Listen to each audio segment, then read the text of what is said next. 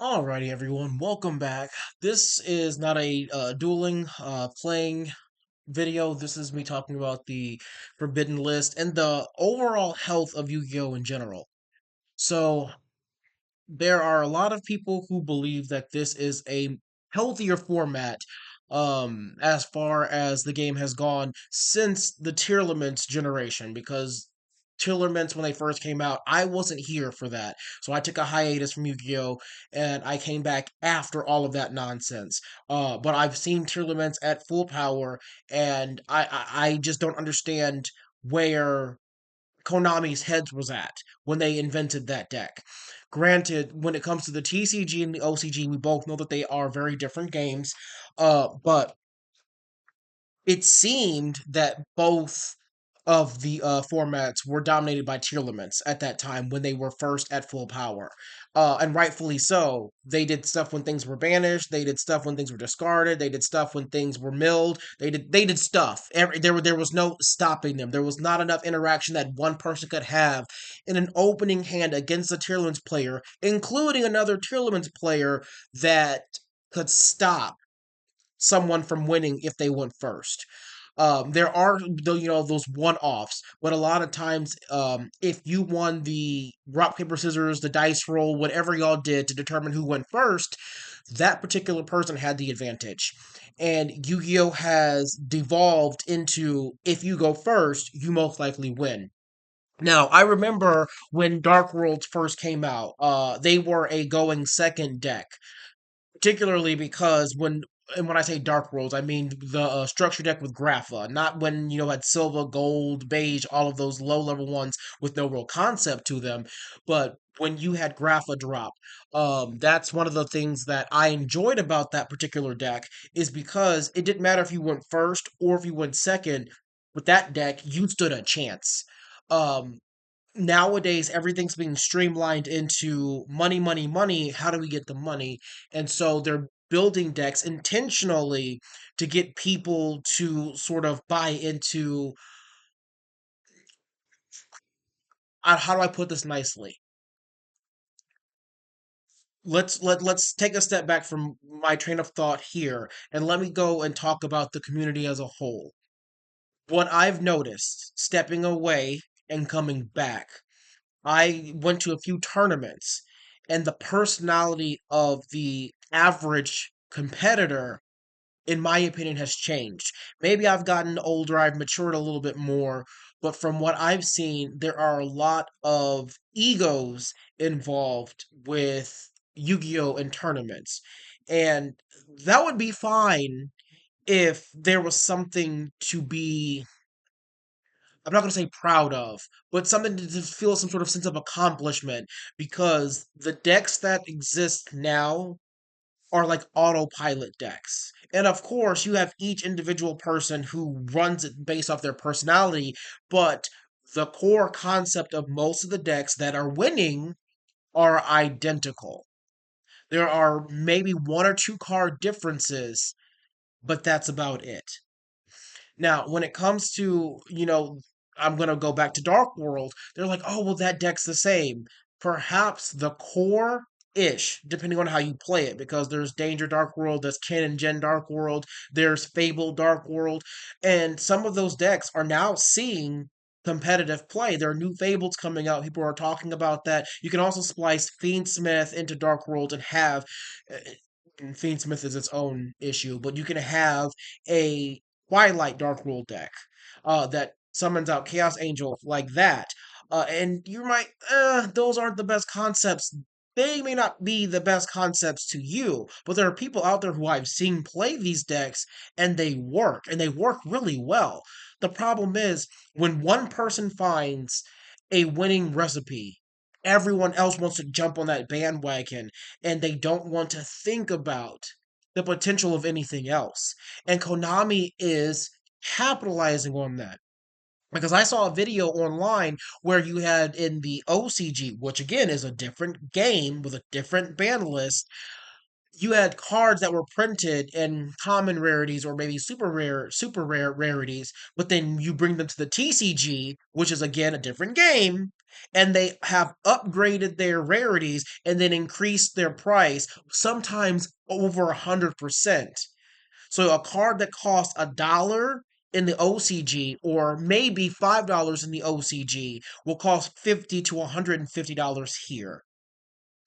And that's one of the reasons why we as a community need to have better standards for ourselves. I used to be part of the Pokemon community as well, and people started bitching and complaining about how Game Freak and the Pokemon Company aren't putting any effort into their games. And it's something that was drastically noticeable to the point where Game Freak and the Pokemon Company had this little, I guess, falling out. And now there's other people being added into the equation when it comes to the mainline Pokemon games. I told the people this, like I'm telling y'all this now, from the Pokemon community now to the Yu Gi Oh community. If you don't like the way a company is treating you, why do you continuously buy their stuff? I'm sorry, Master Duels is a completely different ball game, but it's essentially you're buying their stuff twice. Because if you have the physical cards, which I do, and then you have the digital cards, which I do, you're buying their stuff twice, and the digital cards you'll never own. And then the digital game is a completely different game altogether. So you've got Master Duel type format, OCG format, TCG format. Then you have other formats that are fan made or because the way that the game has devolved is terrible. You open up with what you believe is a winning hand just to be stopped by a player who has three hand traps and a one card starter to get their entire engine started. And so you're over here watching them go first. One card gets them 18 summons and a full board that you now have to break. But then they still have their three hand traps in their hand, plus that other card that you don't even get to see because they don't need it. And so you're over here, summon, activate effect, Ash. Summon, activate, flip, imperm. And then this slot is now unusable. Okay. So then you're over here trying to figure out what is it you're supposed to do, and the answer is you're supposed to scoop and go to the second game. A game like Yu-Gi-Oh that used to be very well thought out, where you used to be able to come up with all sorts of varying combinations of how to best your opponent, has now become hand trap, one card starter, I win, you lose. A game in which a game can't be played isn't a healthy game. And some people are like, oh, well, why don't you just go ahead and play the same decks that they play? What's the point in playing the same deck if they go first and they have the superior hand traps that counter all of your hand traps? Like some of these decks that y'all are paying for can cost up to like $1,000 to $1,500. I don't even want to think about how expensive the tier limits was and the cash tiers were at their highest peak. I know that y'all were dropping at least $1,000 on these pieces of cardboard. And I will never do that. When I went to the tournament and I saw the personalities of the people I was playing against, there's no integrity. There's no real fun. It's got this weird bullying sort of aspect to it, where everyone wants to come in and they want to flex on other people and show them what they've got. But none of this stuff is what they thought of. None of this stuff is any of their own strategy. When I went in, I wanted to play a couple of people from the tournament using a Goaty deck that I put together. And I get it. Goaties have what is seen. If you don't know what goaties are, look them up. They're hard to explain. But if you know what goaties are, they have a very complex way of working in the sense that they can do a lot. But there's always this one strategy that everyone goes to simply because they've seen it work. I don't do that. I ended up playing some plays, and people were looking at me like, "Why would you do that? Why'd you do that? Just watch. Why are you doing that? Why are you doing this? Just watch." And then I end up pulling off stuff, and they're like, "Oh," and I'm like, "That's why." You didn't think about it because you were not told to think about it because everyone who showed you this deck told you to go this route and this route only. If you can't go this route, then you don't know what to do. I don't like decks like that. I've never liked decks like that. And I think decks like that do a disservice to the player. Yu Gi Oh! Used to be a game of let's think about how to best the person sitting in front of us. Let's go ahead and sort of figure out how to get past these problems. Now you can't do that. There are too many cards in the game that just say you can't do that. Can I special summon? No, you can't do that. Can I add a card to hand? No, you cannot do that. So what game am I playing? Well, you're playing Yu-Gi-Oh! You just can't do that.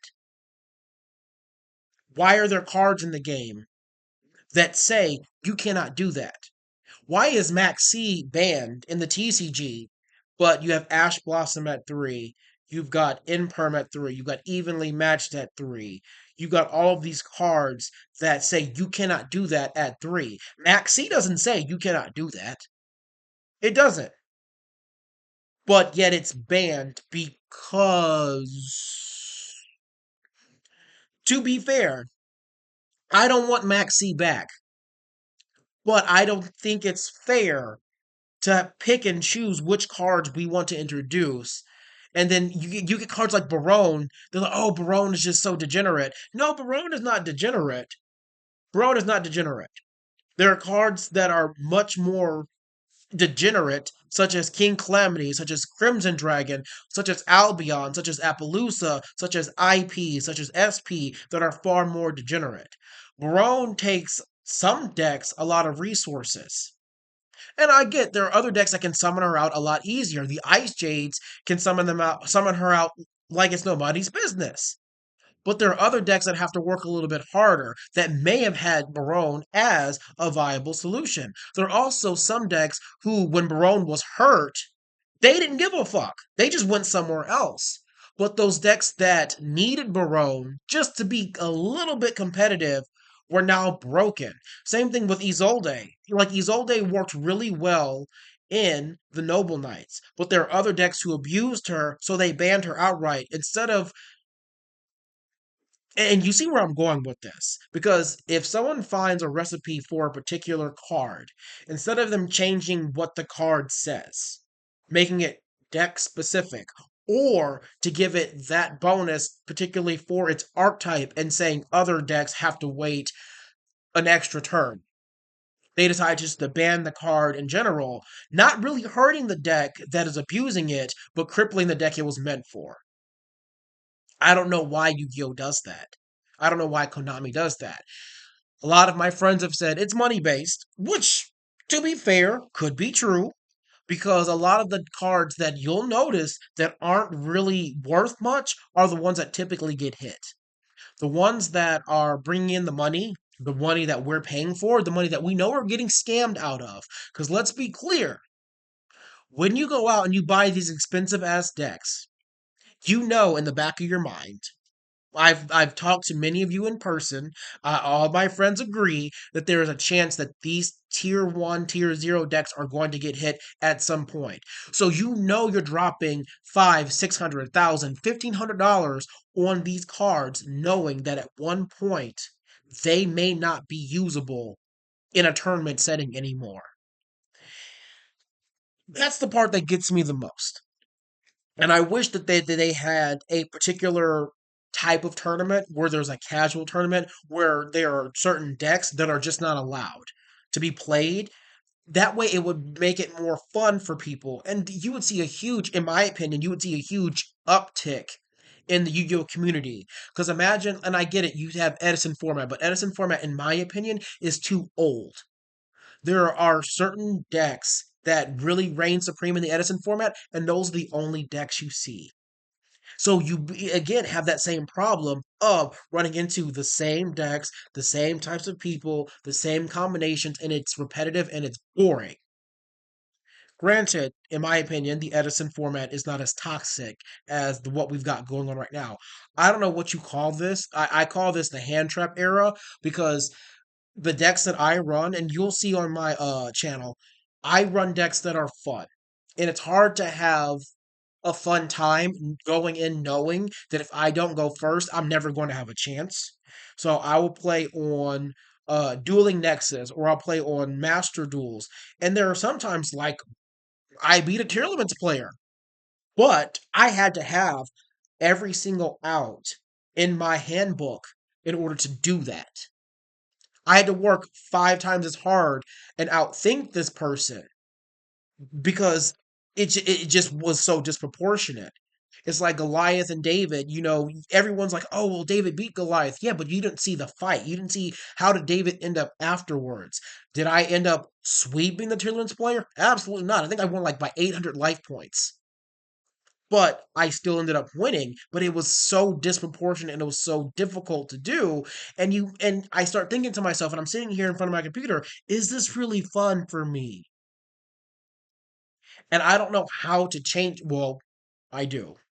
You've got to get rid of the cards that say no. Any card like this, the barrier stone statues, and I will say I'm guilty. I will use the barrier stone statues, and I use them now in decks that are pure simply because I need to be able to have a chance. Droll and Lock can't stop the barrier stone statues. Ash Blossom can't stop the barrier stone statues. Once they're on the field, they're on the field. There are so many hand traps that just say, "Ugh, what can I do against the barrier stone statues?" And that's the reason why I use them. And I get it. It's real shitty, and there's some people that will get real fucking upset. Like with Master Duels, you can't say anything, but on Dueling Nexus, I get people that will bitch at me and complain all the time. It's like, if you didn't have this on the field, you wouldn't have won. I know that's a win condition. I have to play this card in this deck that could potentially be a brick sometimes because if I'm playing against another water deck or I'm playing against another dark deck or another wind deck, that statue becomes useless. And I get it, the win one's banned, but you get what I'm saying. It becomes useless. It becomes a brick. But for those other decks, the main decks that are out there running rampant, and you're soon going to have the Mimighoul that again they go first, you lose because it essentially puts cards on your field that the moment you draw, they activate an effect. It flips and it says you can't do this, you can't do that. I'm going to summon this. I'm going to banish that. All from your deck, all from your hand. How is that fun for anybody? If I go first playing Mimighoul and you can't stop what I'm setting up now, you lose. Anyone who doesn't know what I'm talking about, go look at some of the Mimighoul plays that are out there, and then they're getting more support to a deck, in my opinion, that does not need it because they're also splashing surprise, surprise, Fiendsmith into the deck. Fiendsmith is a problem. Everyone's like, "Oh, Fiendsmith is a really good engine that can do this, that, and the other." Yes, but if you have four cards in this engine, and I'm saying four like main deck cards in this engine that are not bricks, none of them are bricks, that's a problem. One card can start all of your plays for your Fiendsmith, which can in turn start all your plays for your Mimighoul, or all your plays for. I've seen them splashed into what is the trap ones? The what are those things called? I really fucking hate them. Oh, it's gonna bug me. Not trap tricks, the other ones. Labyrinth. Ugh. And then you have them splashed in, of course, the snake eyes. And then you have some of them splashed into, I think I saw Fiendsmith White Woods. And then I saw Fiendsmith. Fiendsmith everything. And when you have Fiendsmith everything, it's so freaking boring. Everyone talks about, in the original Incredibles, how what's his name Syndrome was like, when everyone's super, no one will be. When everyone's got Fiendsmith, it's boring. When everyone has Snake Eyes, it's boring. When everyone ran Tearlaments, it was boring. I heard that so many times. Like everyone's like, "Oh, I fucking hate Tearlaments." They were everywhere, and I saw that there was like a 99% play rate at one of the regionals when Tearlaments first came out. So that means anytime you sat down, you had a 99% chance that your person playing you is playing the same exact deck as you. I get it. Side decks are different. You will side certain other things, but at the same time, to know that you look around and 99% of the people that are there to play are playing the same exact deck as you. That means every single round. Hi, how are you? Who goes first? You do. Okay, you're most likely going to win, but let's see how it goes. And people are like, "Oh, the Tournaments had a way of bricking." It doesn't matter if they can brick or not. It matters that they did way too much for what they were for a Yu-Gi-Oh card game. That deck was way ahead of its time and it did way too much. And then that's when all these hand traps came to fruition. Fucking D Shifter.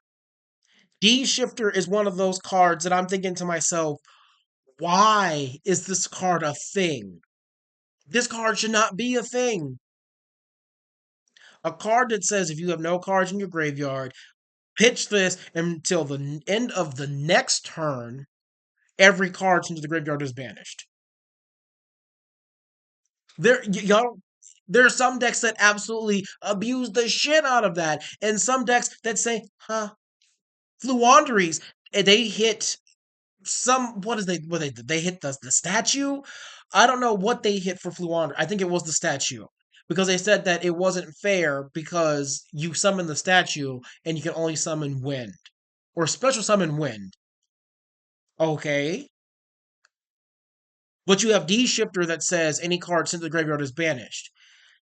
How many decks are hurt by D Shifter that are, the meta? And I know what you're thinking. Well, isn't that the point? Why would you ban the card that can stop a lot of the meta decks? Well, the meta decks never should have existed in the first place because D Shifter existed a while ago. Snake Eyes they invented simply to prey on all of the insecurities and all of the attitudes that Yu-Gi-Oh now has.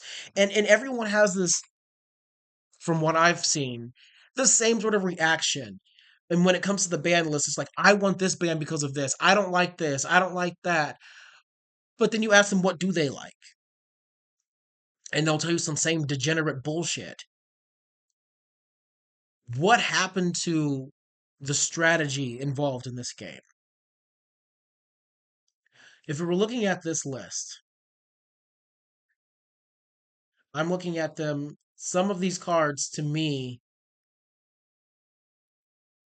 I get it. They need to be on this list.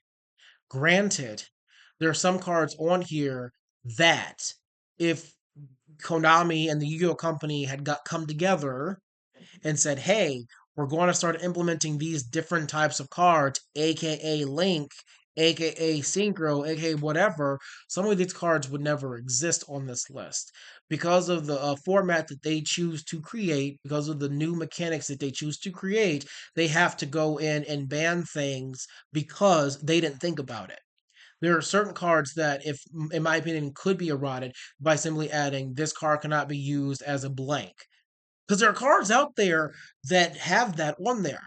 Like there are certain cards that have these restrictions, and I get it. They don't want to reprint all these cards. But if they were to simply put out a statement saying errata, and you have to go in and you have to look at the new text, and you see that, oh well, you can't use level eater to synchro anymore, and you also can't use it as a link anymore. It could come off the list. But then at the same time, what the hell would you use it for? Well, you could use it in a Lyralisk deck, but who's going to do that? I don't know anyone who's going to do that. And so there's a lot of these cards, like Ronin Totem, same thing. There are so many cards on here that I think that they should have just come out with some sort of fix to them instead of creating a new mechanic, creating a new format, and then seeing that these cards are getting abused, seeing that they're cheap, and then banning them and saying, "Oh, we're fixing the problem." No, you're not fixing the problem. You're making the problem worse because you're hitting cards that certain decks liked but didn't rely on. But there are certain other decks who needed those and you took them away. And it just blows my mind. Like, Grown the Floor never should have been here. Borreload Savage Dragon, I don't think that should have been there either. Because a lot of decks didn't make that, and the ones that did make that, if you would have hit the cards that helped make it, that would have been a much better play. Because I have quite a few copies of this card. And when I play with my friends, I never really was like, oh, let me go into Borreload Savage Dragon. So I don't know. This one, yeah, I that one's bad. Tempest Magician, because of one particular deck, one deck, this card got banned. Yet Albion still exists. Tempai Dragons, running amok. Ubel. I don't even know how some of those Ubel cards weren't banned before the deck came out. This is the game we choose to play. And it's unfortunate because I'm over here looking at some of these cards, and yes, do I get it? But this one right here, number 89, Diabolosis, the Mind Hacker, they knew what they were doing when they built Kashtira. They knew that this card existed. This card was used. I used this card in Harpies when you did rank 7 plays in the Harpies, and it worked really, really well. The Harpies need a lot of love, and the love that they got in the support for their Link and that new Synchro is just not enough. And so to take this away was kind of fucking bullshit. And I was really, really upset when I saw that because whatever. And then so you have a Rise Heart that's banned. A Rise Heart is only used in the Kashtira.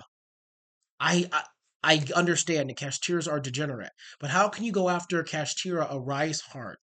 Because it banished everything, but not D Shifter. And I get it, there's a window, there's a time frame of when D Shifter goes away and a Rise Heart is perpetually there. You've got to beat over it. But I feel like there are other cards in the deck, like Fenrir, that should have gotten a hit. And if you notice, Fenrir is not on this list because Fenrir makes the money. You need 3 copies of Fenrir. If you didn't play Kashtira, you didn't need Kashtira Rise Heart. It's all money motivated, and it sucks. It's sad. Oh, I'm looking at this list, y'all.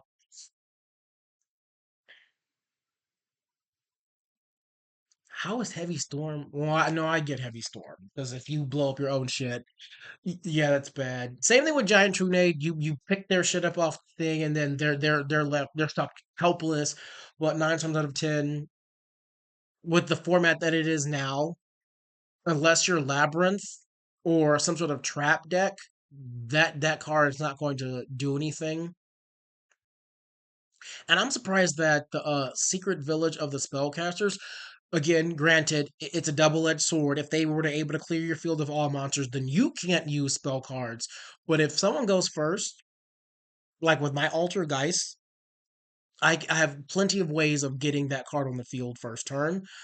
Um, I've had a lot of people tell me, well, that card's on the field, good job, you win. Because a lot of decks need their spell cards. Tenpai Dragons need their spell cards. Um, Bell needs their spell cards. Um, Snake Eyes need their spell cards. But there are a lot of decks like Whitewood's Runic. Well, yeah, the Runic part, yes. But if you have a spellcaster in hand, which most of them do, uh, they play right through it. Um, and this part right here, like they limit the arms and legs of Exodia because they want to get rid of Exodia decks because Exodia decks are boring. I guess it's just Yu-Gi-Oh's become a lot more like public school where they want to cut out any sort of imagination and any sort of individual thinking. They want us all to be thinking about the same things, and it's working, but at the same time, you're having a lot of people like myself, and like a lot of other competitive players that are just quitting and they're going to online. They're not paying for the cards anymore. With Dueling Nexus, I don't have to pay for anything. Like I come over here and I look. Oh, let me refresh. There we go. Dueling Nexus, Altergeist. I have Aqua, Atlantean Gishki, Battle Walls, Chaos. I have all these decks, and guess what? They're free. I've made all these decks, and they're free. And why would I want to pay to play Yu-Gi-Oh ever again? Why would I want to go out and buy these cards if I can just do this? Speaking of, let me go ahead and like play one for you. Let's see if I can though, because when I try to stream and record, sometimes this shit doesn't work.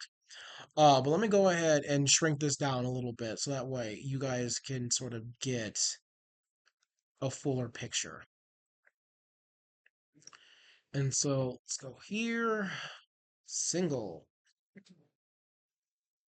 And the Fun thing about this is that you can play with cards that have not yet been released in TCG yet. So I'm playing Atlantean Gishki, and it's got the OCG cards that are really freaking good. You really can't see the opponent's field. I'm sorry, but that's not the point. The point is you want to see mine. So, and the thing about these Gishkis and a lot of the cards that are here is that you can use them multiple times, and it's so much fun. And so, even if for whatever reason, even if you have Ash Blossom, because you can Ash this card right here, I still have plays, but no Ash Blossom. So I'm special, and this is all big brain plays because you're able to activate a lot of this stuff and access this stuff now that we have access to links. Links have made this a really fun deck. And right now, I'm not playing anything yet that is OCG exclusive. All of this stuff can be played now in the TCG. And again, the Gishkis, with the exception of this one, um, have multiple uses, and you can use them multiple times per duel or per turn. Duh. And so, watch this. This is what I call big brain plays.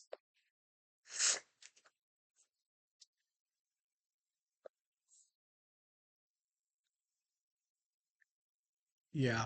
This person, if they don't quit, I hope they don't quit. And so, let me go ahead and activate this. And I'm trying hard to concentrate because right now I'm hearing bass in the background. You summon this one here, and you make sure it's being pointed to one of the down arrows because now it can't be targeted by card effects. This is just this is just so nasty, y'all. This is like nasty, nasty.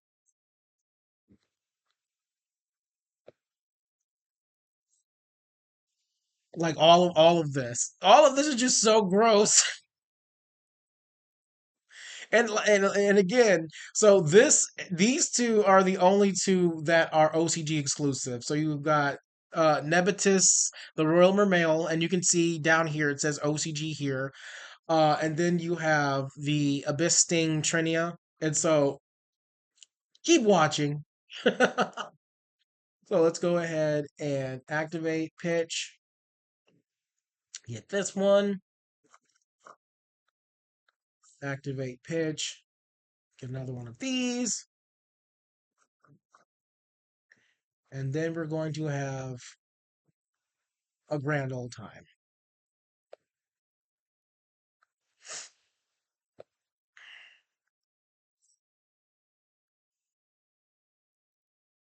We're going to summon. Let's get her.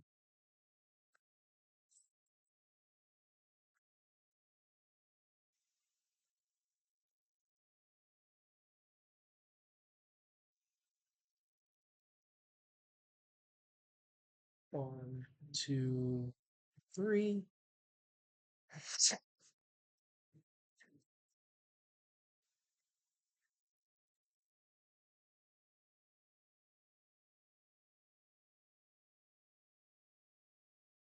And then this is just icing on a very, what I can assume is a moist cake.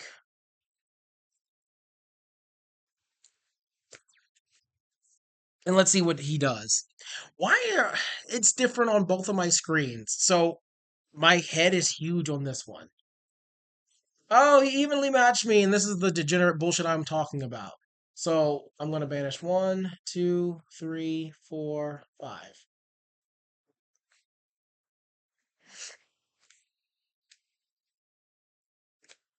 And there we go. Everything that I did was completely useless. And now he's playing the same deck that I'm playing. He wins, I lose. But that right there goes to what I'm talking about. This particular deck has so many different outlets and so many different things that you can do. He just built a deck that has a lot more degenerate cards. Let me go to my deck list for this one. And why does it keep doing that? I have to refresh every time I go to the decks. So I go to Atlantean Gishki, and as you can see, I don't have any. Well, I've got Imperm, and that's pretty much it. But I don't run any of those cards that say no, you can't play, or they get over your board. And some people are like, oh, well, that's a choice that you make. Yeah, but I also believe that this particular game should rely on skill. What skill do you need to lay down an evenly match, and then a lightning? What is that? Vortex, a lightning storm, whatever that was. There's no skill involved. There's these one cards that say blow everything up, and essentially you beat your opponent. And I get it. That may be the way that y'all enjoy playing. But when I was growing up playing this game, and I'm 32, when I was growing up playing this game, this wasn't like that. And I think that's the hardest part for me is that I've got to learn to let this game go because the creators don't really seem to care about the players' enjoyment. The other players don't care about the other players' enjoyment. It's become this, can I beat somebody up playing with cards? And that's essentially all it is. It sucks. They desperately need to work on getting this card game fixed. Because as it stands right now, they're going to continue losing players until finally no one's playing this game anymore, unless it's on formats like this. And formats like this are going to lose their popularity as people start realizing that all the degenerate stuff that is out there and that's available, it just hurts your brain. But anyway, peace out for now, y'all. I'm hopefully something changes. I don't think it will because money makes the world go round, but wishful thinking.